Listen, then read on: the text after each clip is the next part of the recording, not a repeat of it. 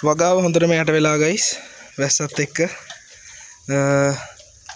මම හිතන්නේ මේ වගාව සාමාන්‍යයෙන් මම පටන් අරන් දැන්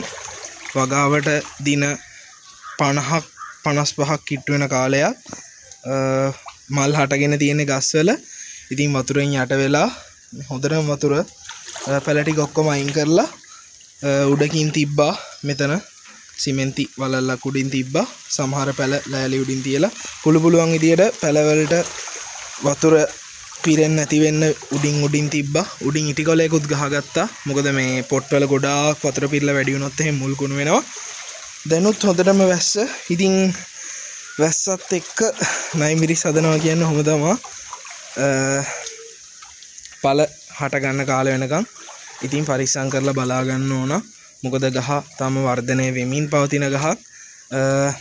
අනිත් එක තමයි මේ දවස් ටිකේ බෙහෙත් පොර මුකුත් යොදා ගන්න විදිහකුත් නැහැ දැන් සති එකමාරකට දෙකකට ආසන්න කාලයක් හොඳටම වැස්ස එකපාර වතුර දානවා ඉතින් එතකොට පැල ටික විමින් තියන්නත් බෑ දැන් මේ එක ළඟ තියලා තියෙන ඉතින් වතුරෙන් බේර ගන්න ඕන හින්දා මෙතන විතරක් නෙමේ මෙතන පැල පොඩි ප්‍රමාණයක් තියෙනවා තව වත්තේ ඉඩ තියෙන තැනින් තැන වැඩි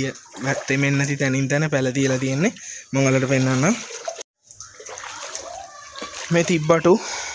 ඒකත් හොඳටම යට වෙලා තියෙන්නේ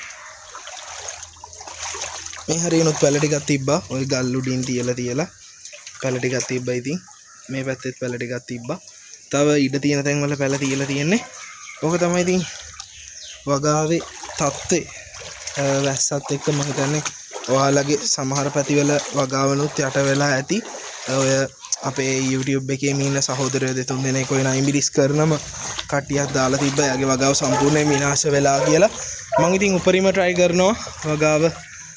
වැස්සෙන් විනාශ වෙන්න නොදී බේරගන්න සමහර ගස් වලට ලෙඩත් ඇවිල්ලා පේනවද දන්නේ කොළ කොඩයක් ඇවිල්ලා තියෙනවා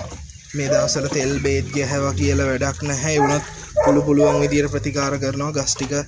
උපරිම බේර ගන්න try එකක් දෙනවා බලමු ඉතින් ඉස්සරහට වීඩියෝ එකක් අරන් එන්න මේ වැස්සෙන් පස්සේ කොහොමද ඉස්සරහට වැඩ ටික කළේ කියලා මේ කොළ කොඩේටත් විසඳුමක් එක්ක වීඩියෝ එකක් අරන් එන්න එහෙනම් ඊළඟ වීඩියෝ එකකින් අපි හම්බෙමු